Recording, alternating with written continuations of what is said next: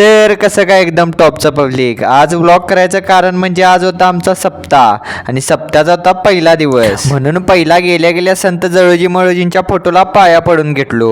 आणि संत जवळजी मळोजी महाराज कोण आहेत तर हिंची माहिती मी पुढच्या व्लॉग मध्ये सांगतो. मग गेलो ध्वजपूजन होतं तिथं. आता ध्वजपूजन का करायचं असतं? हा भगवा ध्वज हिंदू धर्माचे प्रतीक आणि वारकरी संप्रदायाचे प्रतीक पण असते, म्हणून हा ध्वज पहिल्यांदा पूजायचा असतो आणि मग सुरुवात करायची असते. ध्वजपूजन झाल्यावर मी सगळ्यांनी प्रसाद वाटून घेतला.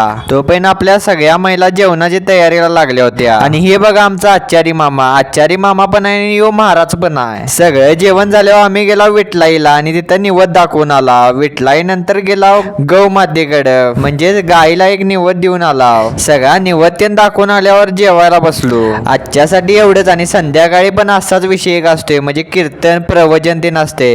ह्यो ब्लॉग पाहिजे असेल तर कमेंट करा नेक्स्ट ब्लॉग. आणि जाता जाता आपल्या भावाला फॉलो करून जावा.